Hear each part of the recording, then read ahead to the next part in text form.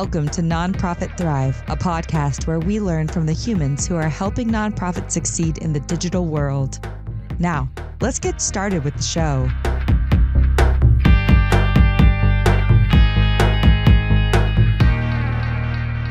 Welcome. I'm Ben Freda. On this show, we share the stories of leaders in the nonprofit space, the people behind the organizations, the foundations, the companies that help nonprofits make the world a better place. Past guests, we've had Elise Newman, who's Executive Director of Oregon Shores Conservation Coalition, who talked about this great program they have in Oregon where supporters can adopt a mile of coast and help them protect it, which was awesome. We also had another example. We had Jake Wunsch from Media Law Resources Center. He has somehow managed to put together a daily email to their membership that gets over 50% open rate, which blew my mind. Wow. Listen to that episode if you'd like. That's a good one. Before we get to today's guest, who is going to be awesome, I have to tell you, this podcast is brought to you by BFC Digital. We help nonprofits thrive on the web. For many, nonprofiteers, web tech can be frustrating. It can be scary. It can be a black box full of jargon, PHP, DNS, hosting, domains. Our job, BFC Digital, is to make that easier for you. We can handle everything from smallest, site maintenance tasks to larger web development projects, web apps, etc. Go to bfcdigital.com to learn more. Anyway, for today, we are lucky enough to have Matt Schwartz on. He was referred to us by Emily Culbertson, who recorded an episode with us a few weeks ago. Go back and listen to that one. And she introduced me to Matt. Matt is the founder and executive director of Constructive, which is a social impact brand strategy and experience design firm. They partner with visionary organizations to help advance a more just, equitable, and sustainable world. Matt is in charge of leading Constructive's team. He's also a hands-on partner to the clients that Constructive works on. He helps shape practice areas and process. He focuses on the quality of the work, and he elevates how purpose is translated into mission-aligned strategy, messaging, and designed experiences. He also serves on the leadership team for the New York chapter of the Communications Network. He also writes. He also speaks. He mentors people. He conducts workshops. He's all over the place. He does all kinds of stuff. Matt, thank you so much for joining the show. Oh, my pleasure, Ben. And I should quickly correct just that I was for 7 years on the New York leadership, a chapter for the Communications Network. Last year, I stepped down to focus more on, I just found running the agency was more than enough for me. As someone who runs an agency, I can absolutely. Yeah, I'd like to say, to your point of it, like I'm all about out there and doing lots of things, and maybe I have done a lot of things. Right now, a lot of what I do is really pay attention to my agency and our clients. That's a lot of time and effort, and a lot of that other stuff sometimes is nice. First things first. Totally. And then there's all the outside of work stuff too. Yeah, there's seasons for everything, my friend. Seasons for everything. So why don't we just start? I'd love to learn more about sort of how you got into the social impact design space first. I know you went to RISD in Providence. Was it then that you sort of started this idea of starting a firm? How did that come about?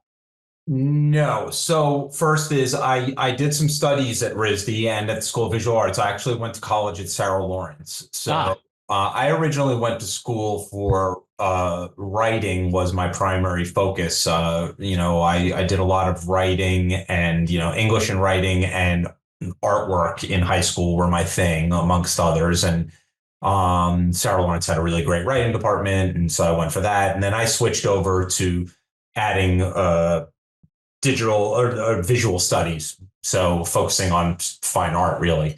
Mm-hmm. And then during the course of that, I started doing continuing ed and extra work and spent years doing a variety of different type of design coursework and a lot of my own self-taught stuff. So as far as how I got into social impact work, as I've told a lot of folks, I grew up very much a kid in the 80s, a punk rocker. I was born in 1970 and had an older brother who was 4 years older than me. And he was always filtering good music to me and just kind of had a bit of that background. And so a lot of the ethos of politics and issues and awareness around society, that was infused into my muse, what I listened to. Ultimately, I played some too. Like all of that was just really important to me. And so I think I've just always had that as a bit of where my mind has gone and how my values maybe are informed.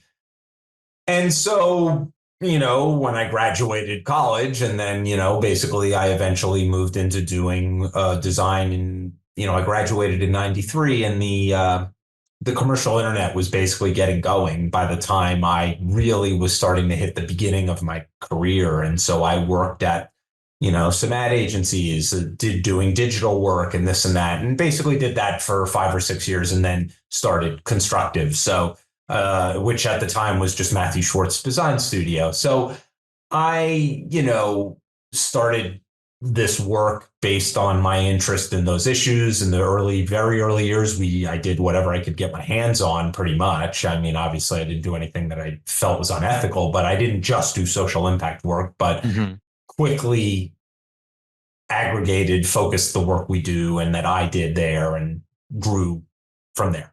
Gotcha. That makes sense. So, I mean, when you were listening to punk rock, so how into it were you? Did you listen to it? You were deep into it.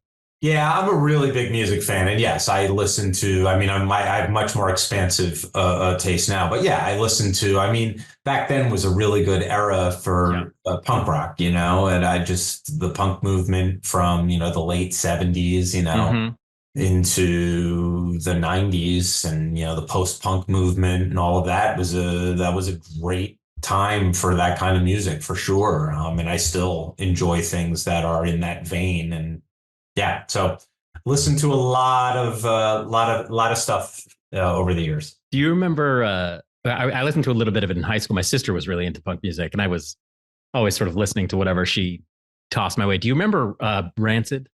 Sure. Do you remember? Yeah, I loved that band. And there was I forget the name of the album now, but there's that one song that starts, took the $60 bus out of downtown Campbell. Do you remember that? No, I didn't listen to Rancid.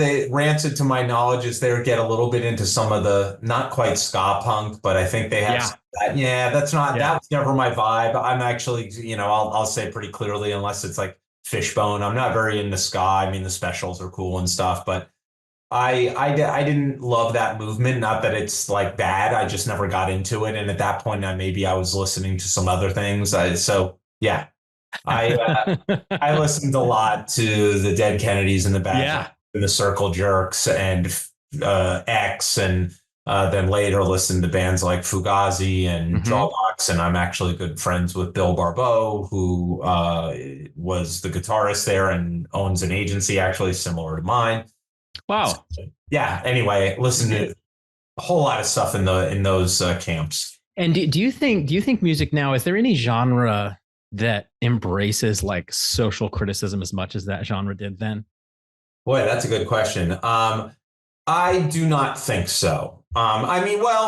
It's tough. It's funny. My wife and I, our kid listens to a lot of contemporary rap and hip hop that it's just all about sex and money and whatever. And there's always a bit of that, but I'm just like, Jesus, they really need to mix up their subject matter. But, because it's certainly not as, look, I don't want to be this old guy like, the golden age of hip hop, in the 90s was like really when there was some great stuff going on there. I'm sure there still is. For me, the punk rock movement, so much of it was about that. There were bands that or they were silly or they were crass. Yeah.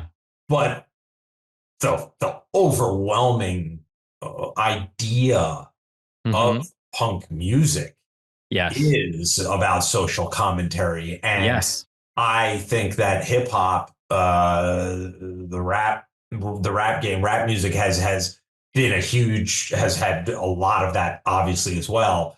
But there's also a huge strain of it that is just kind of like stuff that you're just like, I mean, they may be good beats and interesting or whatever, but it's not exactly, it's maybe social reflection. I'm not sure it's quite social commentary at times. Sure. So yeah, look, I think the punk movement, so much of it was about that. And it's a good question you ask, because maybe that's why I loved it so much growing up. Like I listen to a lot of indie rock now and it's interesting, but it's not a biting social commentary in way. I think, I'm not a lot younger than you.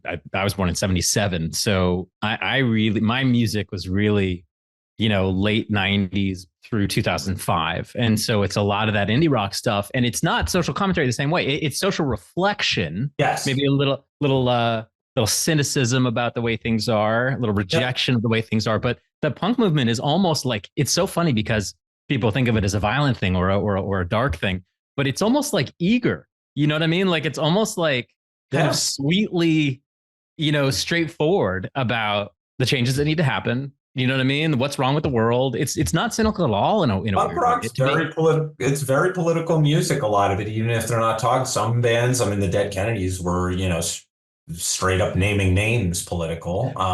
There are others where it was more non-specific that way, but still talking about political issues. And so, again,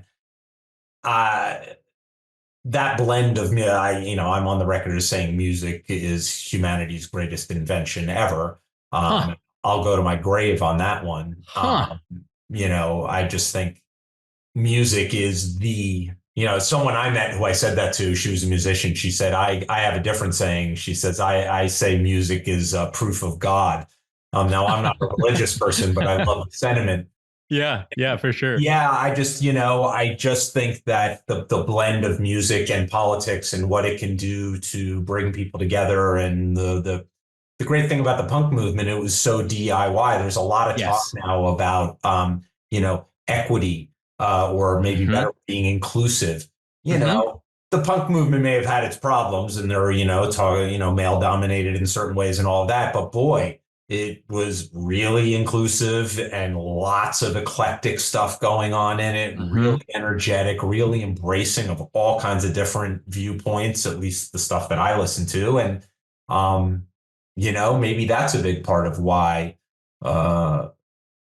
that strain or that thread connects from punk rock to doing social impact work through my career and through Constructive.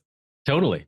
So that's the story we're going to tell in this podcast episode, at least, is your social change work grew out of an interest in punk rock. I'll talk about just about damn near anything. So. No, it's a narrative. It makes sense. So you go. So you're interested in social change through that and through other things, I'm sure. Did you, when you were working for that first 5 years before you started Constructive, and you're working for ad agencies or whatever, did you ever have a feeling like frustration about who you were working for, or were you really just kind of hungry and doing whatever you could? I was kind of just finding my way in my career. I mean, my first job was as a production designer and doing print production design for a pharmaceutical ad agency. And this was like, it's Klein Davis and Mann. They're a very well-known big ad agency, but the things we were doing were like Zithromax, which is an antibiotic, Yeah, sure. So these weren't like drugs like now, the consumer drug market, where I might be like looking at it a little questionably. These were like, real therapeutic things for like infections and various other stuff.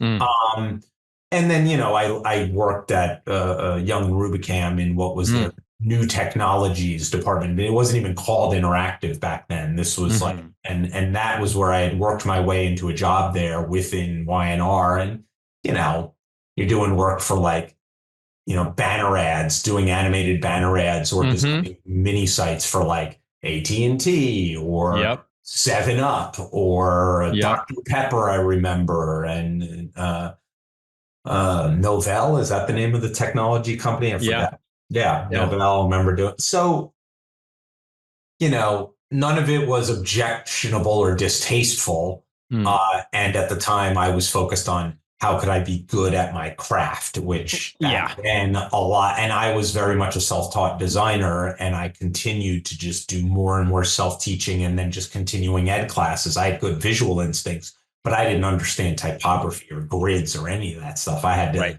work hard to learn that afterwards. So my focus was training my eye and my hand to be good at design in my mind. So when they put you were on the new technology team. Did they put you on it because you were young? I mean, No.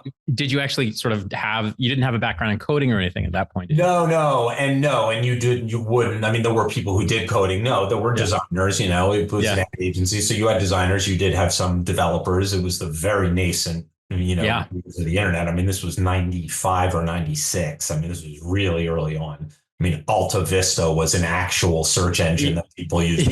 I remember that. I used Alta Vista for sure. Yeah. So Netscape Navigator, right? Early Netscape Navigator. So no, I basically, look, I grew up as an entrepreneur. I printed and sold T-shirts. I did all kinds of stuff, and I basically had a friend who his sister worked at Y&R in the general agency, and I basically got an introduction and just kept hounding someone, this guy named John Mamis, who went on actually to do the branding for JetBlue when JetBlue got created. Wow. He was the creative director, and I just kept emailing him until at some point he brought me in for an interview and I got a job. And back then, a lot of us didn't know what the hell we were doing in interactive. It was a very nascent field. Yeah. So you could get by on, energy and a good eye and just sort of hunger to work hard and do interesting and good stuff. And quite frankly, make a lot of pretty mediocre and bad work from a fundamental perspective. But a lot of people were, and it was okay. So I just worked my way into that. And I wasn't going to go work in the big ad agency. It wasn't something I had experience with. I had done some freelance work with doing banner ads and little landing pages and things as side gigs. So that was kind of what I knew at the time. That makes sense. And so what was the thing that made you say, I'm going to quit this and I'm going to start at my kitchen table? I assume you started on your own. Maybe you started with one other person. No, just me. So today I am going to quit my job and sit down at my kitchen table and work for myself. So I had two other jobs after that. And the last job was working at a place.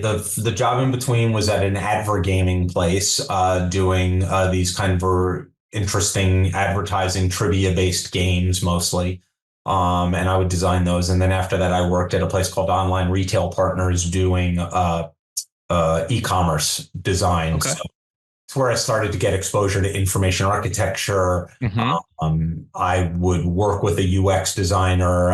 It was the early stages of UX design, quite frankly, compared to what it is now.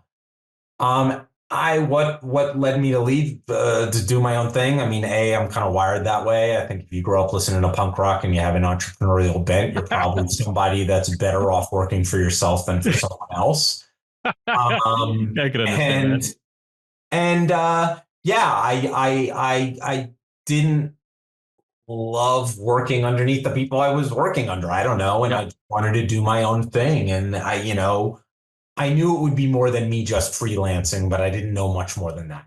Basically I'll start doing freelancing. I worked in my living room in my rent stabilized apartment on the corner of Prince and Lafayette.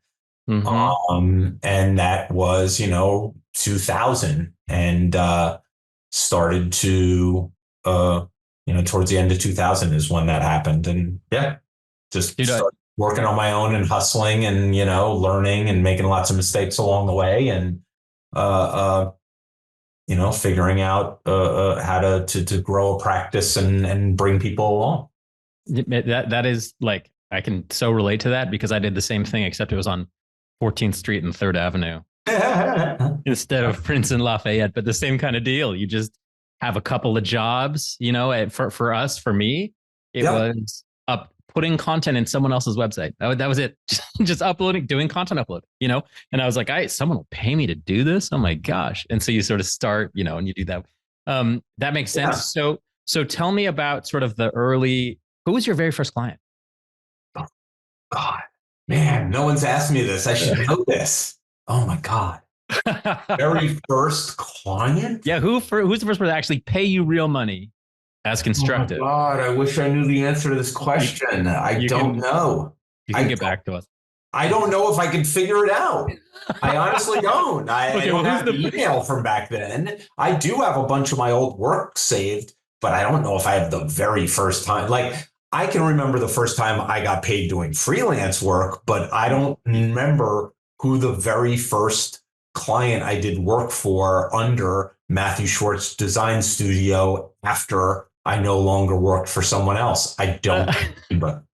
well, what's the first one that you do remember? Your first big exciting client or project? Well, first big exciting client, I'll say that may be a good way to say the first big exciting client that I think laid the groundwork for the work we're doing now. There are actually two, but one was the Washington Institute for Near East Policy. Okay.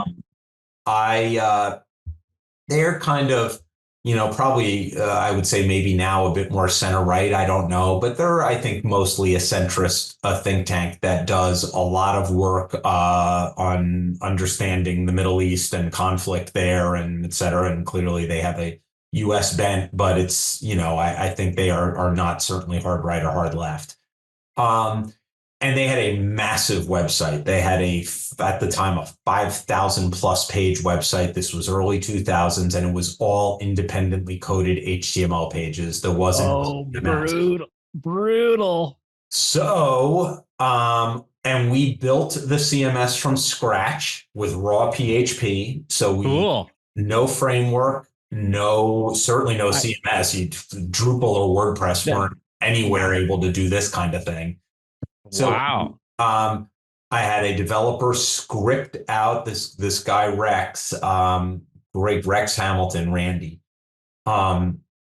He analyzed their code and wrote scripts to identify the different eras of writing because there was an inconsistent tagging structure for how pages were coded. So in order to parse out all the content and extract it, the content migration had to, like, say if you see this structure, like, he basically looked at like 10-year periods and anyway, getting a little in the weeds, but basically, I did the wire. I rebranded them. Mm-hmm. I did logo and identity design. We ultimately did publication design. I did the UX, the wireframes, the content strategy for the website. In a way, it's interesting, kind of leaned on a lot of my e-commerce background because knowledge is the product. We do a lot of work now, or I say a big part of our focus is knowledge mobilization clients, folks who are, research institutes, think tanks. Mm-hmm. They do a lot of publishing. They may do data work and they want to have data visualization and tools. Yep. We call those knowledge mobilization nonprofits, and knowledge is the product. And so similar to e-commerce, so some of the patterns and ideas and things you think about, like, that translated well to that work. And I found it very interesting. And because I love typography, editorial design and typographic excellence in communicating dense content, I find that very interesting. Like, one of my when I was learning typography, an assignment that Paul Shaw, a well-known type designer, gave our class back in the day was to typeset a bibliography, which is a really cool type assignment because you have to learn how to use small caps and italics and bolding and make a beautifully typeset bibliography. Well, you can do that well. I find that interesting. So, content rich, editorially driven, knowledge-based content for policy and this and this. So that was like the very first big job. It was they're still a very well-known organization. It was important work. It was a big get for us as a firm. I can only imagine. I think there were like 4 of us in the company at the time. Right. 3. Yeah. That's a juicy 5,000 pages that you have to migrate the content for, build a CMS from scratch. redesign, rebrand. That's a juicy project for. Yep. Yeah, it was a lot. It was a lot. And we worked with them for a good number of years afterwards. So we did a pretty, and that website lasted them, I think, close to a decade. Yeah, totally. This is an aside, but the websites you do now, you guys do website work now. Yeah. The websites you do now, do you ever tell clients or have an expectation for how long it's going to quote unquote last, or is that no longer a thing? Because my mind is changing about that too. Oh, I think it's absolutely. Look, it's a thing, and organizations are allocating hard-earned or fundraised money. Yep. For what is arguably one of their most important strategic assets. It's the 24/7, 365 day a year ambassador for their organization. It may be a tool. It may connect members and give them, the ability to log in and do things. Websites are a big investment. And if you're going to ask for six-figure sums to do large, complex projects, I think we take it as a point of pride and think it's a responsibility to build in a way that will last quite long. We work on doing decoupled, ideally kind of headless CMS approaches, even just using WordPress, but decoupling the front end and the back end fully. Look, we think a website should last at least 7 or 8 years. Many of the sites we've done do. There's some that are still actually up. There's one that just got redesigned and was close to a decade old. And we think the back end should last a decade, Yeah. So I think that those are important considerations for organizations when they're deciding what to invest. A lot of folks don't understand what it takes to actually build a modern website.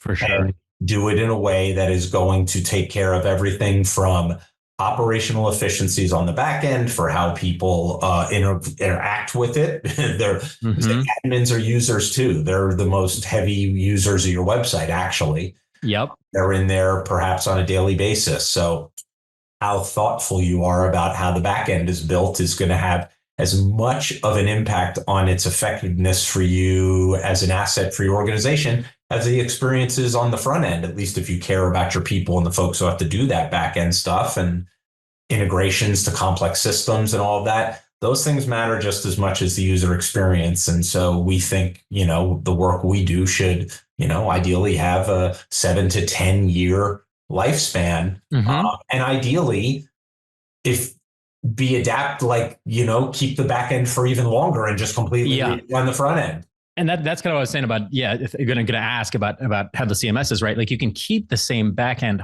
hopefully, and totally redo the front end. Even if it's built well. Yeah, as long as it's built well. Yeah. We get a lot of folks who come to us and are like, we are on WordPress and we really don't like it. We want to get off of it.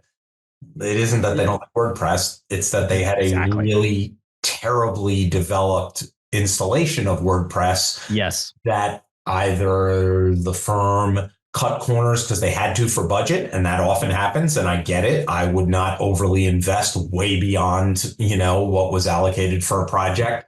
If it wasn't there to do that stuff, you got to work within your means.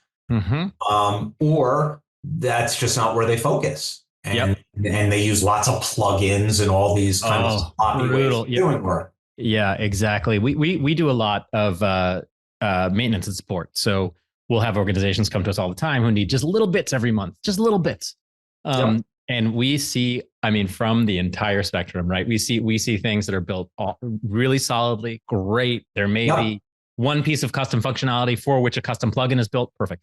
Or there can be trillions of plugins all doing different things, so we've seen it all from the back end. But yeah, I think you're right. I think people don't really, a lot of firms at least don't consider the back end. They're really looking at what does it look like on the front end, right? They're not thinking about how people are going to use it. Yeah. Yeah. And it depends on the culture of the agency. What I say to clients when they're evaluating, because, look, we're not the least expensive game in town and we don't want to be. And I will explain and stand up for the value that I think we create through our work. And, what I explain to folks, just to be consultative when, we're not always a good fit, and I want to be as helpful and consultative as possible. And what I try to tell folks, is that if budget is an issue for a website, almost certainly the first thing that an agency is going to neglect is the back end, because it doesn't show up for your users as a organization. And so, okay.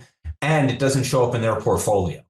And so if push comes to shove, I would do the same thing, right? Like you have probably two really key priorities if push comes to shove as an agency. It's to do really good work that serves the audience as well who show up, and for it to look really good in your portfolio so people believe you can do really good work. And ideally, you need the budget to do all of that and to be thoughtful about the back end so that editorial teams love working with it. And for sure, have a really great testimonial I've gotten from a woman, Caroline Miller, who is the head of editorial at the Child Mind Institute, which is one of the best projects that we've done in recent years. And she just sent me an email that just thanking us for how great the system was to work with. And she's like, I've been through 10 redesigns or websites in my lifetime, and this was by far the best process. And it does what you said it would do. And it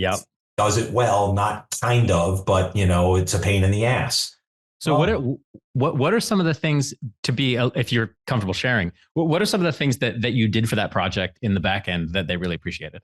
Well, I'm not an engineer, so what I can say is it's built the way any modern CMS should be, which is really good modular system on the back end using atomic design principles, using Google for WordPress in this case.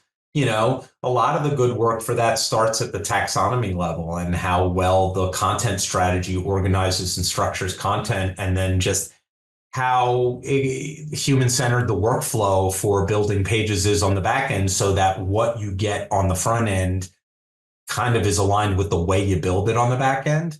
Yes. It's of course creating, the other things that don't work well in sloppy builds is, sites where every page is one hard-coded template except the homepage, and that hard-coded template is like basically a Microsoft Word editor in the middle of a wrapper of the navigation and the footer.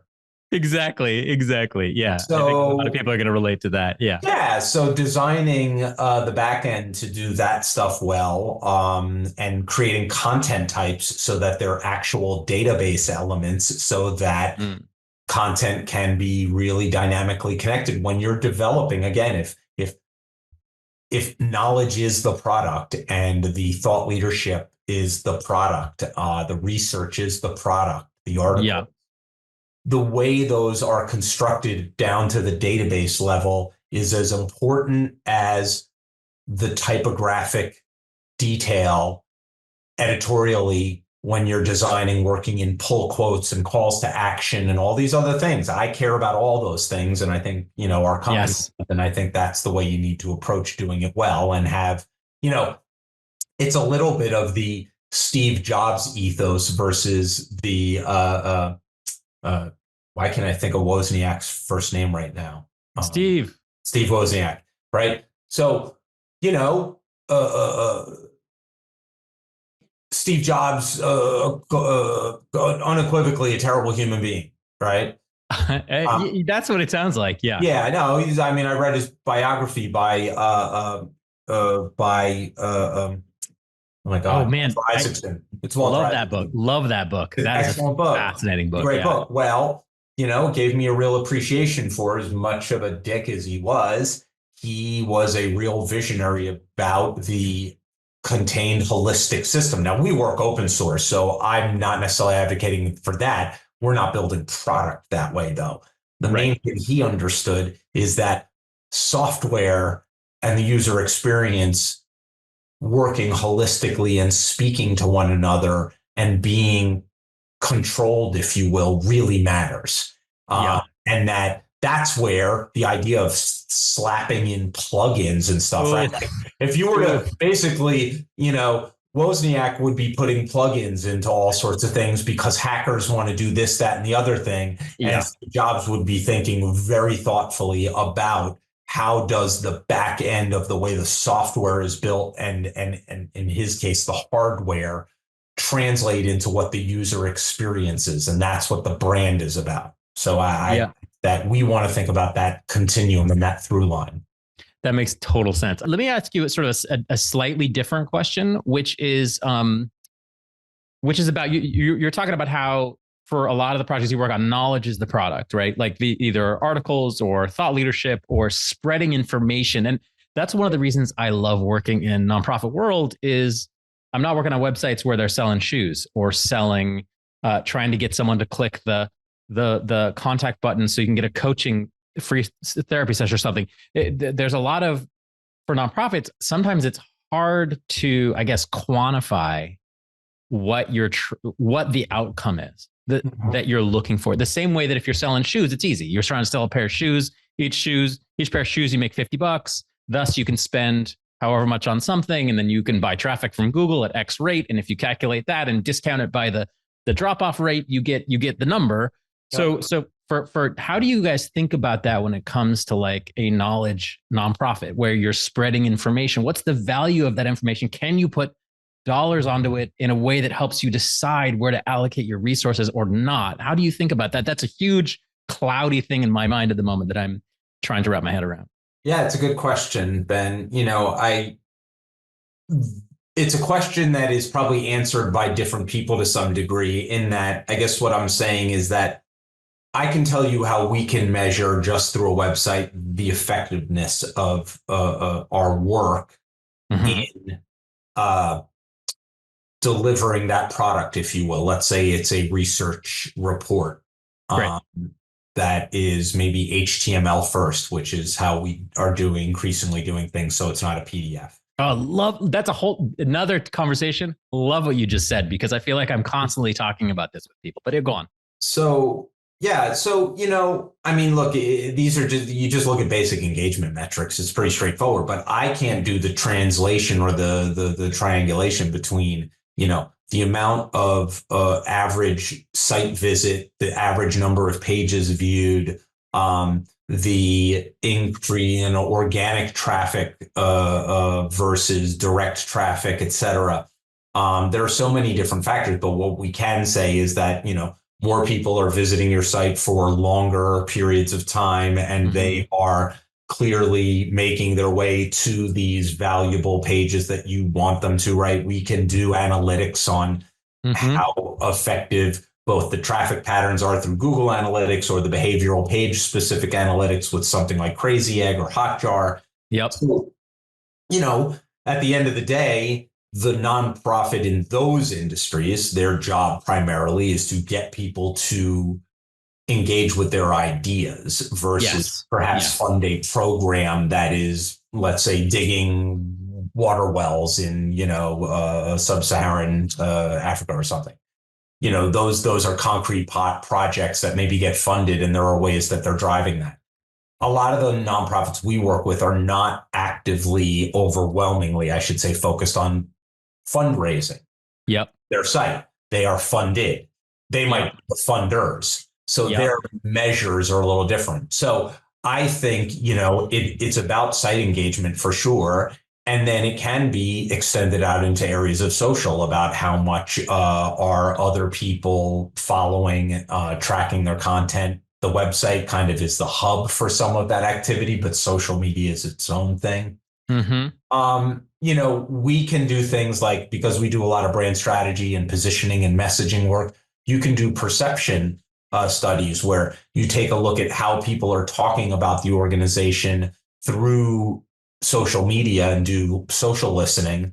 And then we're going to look 6 months, 12 months out and see if the new positioning and messaging that actively or accurately and authentically represents who you are, what you do, and why it matters, and what you want to be known for, whether that's resonating and whether people believe it and you're embodying. And perhaps you can see a shift in either how people are talking about an organization or how much they're willing to share of that organization's work. So that's a measurable thing. Yeah. Okay. So, that makes sense. Yeah. At the website, the main part is like, how much are people engaging? How's your bounce rate doing? Are you reaching wider audiences on mobile? What's the traffic breakdown there? all those kinds of standard engagement metrics. Yeah. And then you can kind of try, maybe another way of looking at it too is like catching the mistakes. So like, are people going to the wrong place when they're trying to find something? Exactly. We got to redirect them. We got to change. So maybe the mistakes are kind of another way of looking at it too. Yeah. You know, I mean, look, it's efficiently getting people to the thing there are two things you're ideally trying to do outside of engage people with the brand story, right? Like the website's first priority is people come to a nonprofit's website because they've heard about you, and they've heard that you do something around an issue they care about in all that. Unless they're doing research for other purposes, you work on education equity, let's say, and I'm a person who really cares about education equity and I work in the field perhaps, and I know you to do a thing that I might have interest in. Well, the website's first job is to engage and connect with the person about how you are aligned in your purpose, in the values you share, and that you have something meaningful to offer them. And ideally that they have something meaningful to offer you. And once you do that, it is in the knowledge mobilization game about getting audiences to the content they know they want as efficiently as possible. And revealing to them things, it's the you might also like of e-commerce. Yes, I like that. Is that all of that work, that efficiently getting people to the product, has to happen within the context of the brand experience. I've very often over the years had to help our UX designers focus on the idea that just the number of clicks it takes to get somewhere, or how efficient the navigation is or whatever, that is not the top priority. That's important. But if we haven't expressed what the brand is about and who they are, what they do, what they stand for, why does it matter? Then all of that getting access to information stuff is a lot less meaningful. And the goal, the responsibility is to build meaning, to make meaning and deliver value around things that folks are aligned about. Why do I care about this issue? Why does it matter to me? What do I hope to see in the world by participating in some way, shape, or form? What do I hope people will think about me if they know that I am an advocate of this brand? Interesting. Tangible, intangible, and aspirational value. Brands are all about delivering that. And the website just happens to be a very important vehicle for making that original connection and then continuing to deliver that value to people. I never thought about one of the things you just said, which was, if I'm a supporter of an organization, what are people going to think about me, based on this organization's reputation, the way their mailers look, what they say, or how is that going to reflect on me? We're all narcissistic creatures at some level. In some level in our brain, we care about survival. We care about what people think of us. That's really interesting. That's something that really hadn't crossed my mind until now. That's why brands exist. Look, brands are the outgrowth of things like heraldry, right? Like brands exist for a reason. It's true, right? Like, and so a brand at the end of the day is just a vehicle that exists. It's a totem for a conduit of an exchange of value, right? Like, why do people wear Nike sneakers? They identify, is it because the sneakers are technically the absolute best sneakers? Maybe. I don't know. I can tell you that I don't wear Nikes, but I think it's a hell of a lot more about how you feel about the product and your experience with all the different facets you have to connect to it with, their own digital app, their in-store experience, feeling of tying up the laces, and aspirational value is about, what does it say about me? What do I think about myself when I have this? And what do I want other people to think about me? Now, a nonprofit in the knowledge mobilization and research space might not focus on that so heavily, and that's fine. I think there's still something to it, but I'll say, if you're the Child Mind Institute's a great example. Well, Yeah. if they want the preeminent, and they do, to have the preeminent experts in child brain science participate and contribute to work for the Child Mind Institute, the way their brand looks says a lot about it. And I have an anecdote. I know we're getting, towards the end here. I have a good anecdote. For years, we can go over 5 minutes or something. It's a little bit. I've got a meeting, but so we worked with the Legal Aid Society for about 8 years. And we did and this is there are a lot of legal aid societies. This is the Legal Aid Society in This is New York City one. Yeah. Okay. They're the biggest public defender in New York City. They're one of the biggest public interest law firms in the nation. And that was a project that, we did brand strategy, positioning and messaging, redid their logo and identity, designed all of their collateral, and did their website. That's also a juicy project. That is a great project and a great partnership for a long time. And so all the website and the brand and all of that, some of my proudest work. It's funny. It's the last logo I designed, and we were trying to come up with all these metaphorical logos, and I was like, it should just be typographic and keep it simple. It should be about like the black and white of the justice system. There should be like, we are clear about. There's like a strong line. The word, keep it simple. And they liked it, and the tagline, justice in every borough. Love that. So their current director of communications, I think director is his title, Vincent, he told me that, because he took the job while we had been their partner already. And he said, I would not have applied for this job if they didn't have the quality of website that they had. I love hearing that. Yeah. So that pretty much, and quite frankly, that goes back to all the brand strategy work that we did to help that group, which had 2,000 staff, understand themselves and understand where they were actually misaligned, because there were issues, and to create a common purpose so that they were all pulling in the same direction. And it's my belief that work is what's essential. At the end of the day, design is all about context. Everything that is not, if it ain't part of the natural world, it was designed by human beings. Yep. And if it was designed by human beings, it was designed to be used by a particular person or people for a particular purpose or a set of purposes within a certain set of circumstances, right? I mean, this is what design is, and it's all about the context. It's about helping people navigate the world, make sense of the world, accomplish, do things, you name it.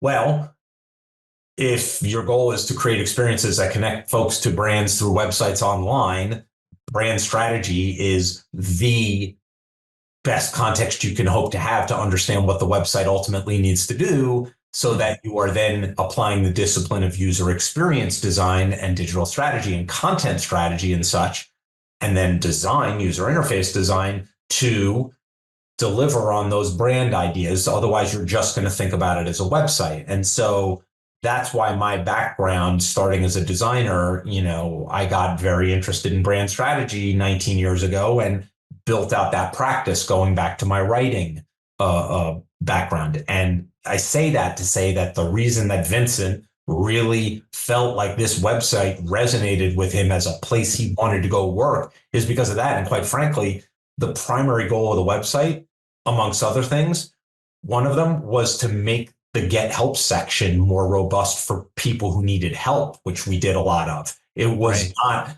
yes, representing the Legal Aid Society, great, and it fantastically was a goal, but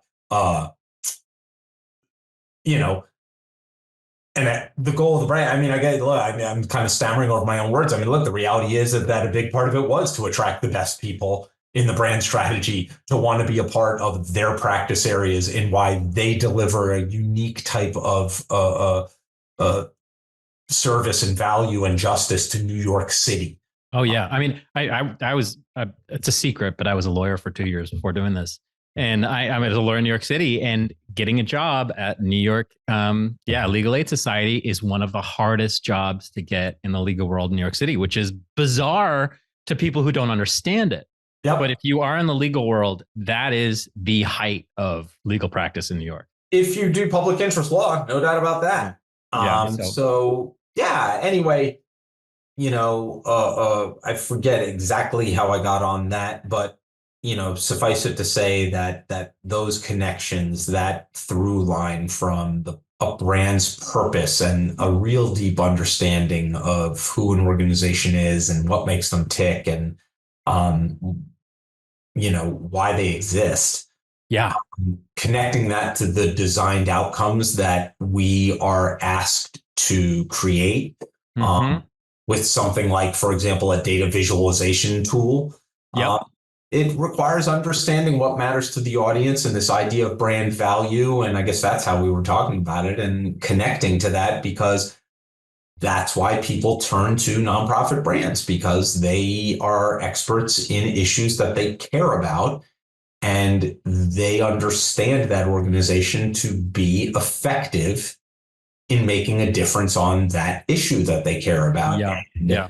It's our job to build brands and design experiences that fully embody and deliver on that promise. And if you do that real well and create a mutually beneficial relationship between the audience and the organization built on those three kinds of brand value, tangible, intangible, and aspirational value, you're probably going to do a lot of good in the world. Yeah, I love that. And it's really great to learn more about it from you. I mean, we have done web design. We do a little web design. We do not do full scale branding projects. That's not our sort of sweet spot. So it's an area that I really am interested in learning more about, and meeting people like you who can do it. Great. So that we can, hopefully send clients your way that need it.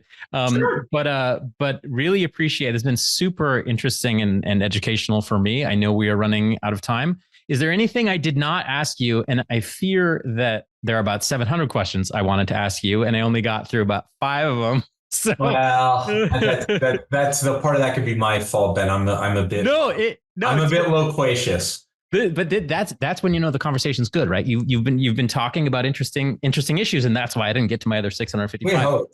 This has been great. I appreciate it. Always enjoy conversations like this.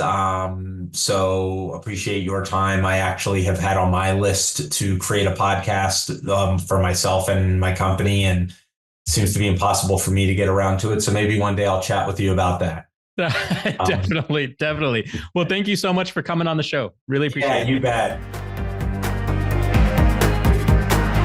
Thanks for listening to the Nonprofit Thrive podcast. We'll see you next time, and be sure to click subscribe to get future episodes.